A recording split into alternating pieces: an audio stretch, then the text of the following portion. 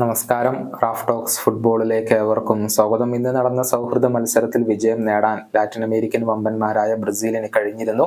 2-നെതിരെ 3 ഗോളുകൾക്കാണ് മെക്സിക്കോയെ അവർ പരാജയപ്പെടുത്തിയിട്ടുള്ളത്. നമുക്കറിയാം, ബ്രസീലിന് വേണ്ടി സൂപ്പർ താരങ്ങളായ ആൻഡ്രിയാസ് പെരേര, ഗബ്രിയേൽ മാർട്ടിനെല്ലി, അതുപോലെ തന്നെ എൻട്രിക്ക് എന്നിവരാണ് ഗോളുകൾ നേടിയത്.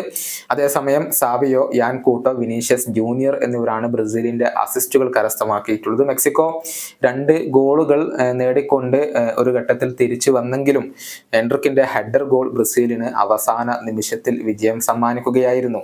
പല സുപ്രധാന താരങ്ങളെയും പുറത്തിരുത്തിക്കൊണ്ടാണ് പരിശീലകനായ ഡൊറിവാൽ ജൂനിയർ സ്റ്റാർട്ടിംഗ് 11 പ്രഖ്യാപിച്ചിരുന്നത്. എന്നാൽ ഗോൾ കീപ്പർ പൊസിഷനിൽ സൂപ്പർ താരം ആലിസൺ ബക്കർ തന്നെയായിരുന്നു ഉണ്ടായിരുന്നത്. മാത്രമല്ല, അദ്ദേഹം തന്നെയായിരുന്നു ഈ മത്സരത്തിൽ ബ്രസീലിനെ നയിച്ചിരുന്നതും.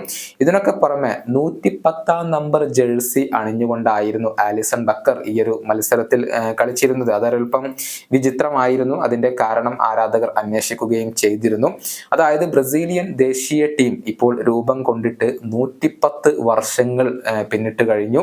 അതിനോടുള്ള ഒരു സൂചകമായിക്കൊണ്ട്, ആദരമായിക്കൊണ്ടാണ് ആലിസൺ ബക്കർ ഈ ഒരു മത്സരത്തിലെ ക്യാപ്റ്റൻ ഇപ്പോൾ 110-ാം നമ്പർ ജേഴ്സി അണിഞ്ഞുകൊണ്ട് കളിച്ചിട്ടുള്ളത്.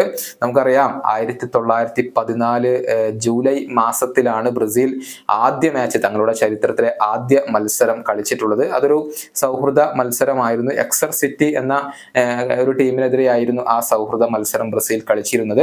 അതിനുശേഷം ഇപ്പോൾ 110 വർഷങ്ങൾ പിന്നിട്ട് കഴിഞ്ഞു എന്നുള്ളതാണ്. അതിന്റെ ഒരു സൂചകമായിക്കൊണ്ടാണ് ഇപ്പോൾ ആലിസൺ ബക്കർ 110-ാം നമ്പർ ജേഴ്സി ധരിച്ചുകൊണ്ട് ഈ മത്സരത്തിൽ കളിച്ചിരുന്നത്.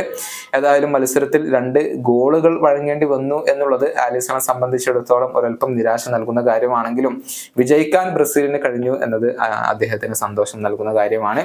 ഇനിയിപ്പോൾ അടുത്ത സൗഹൃദ മത്സരത്തിൽ ബ്രസീലും അമേരിക്കയും തമ്മിലാണ് ഏറ്റുമുട്ടുക.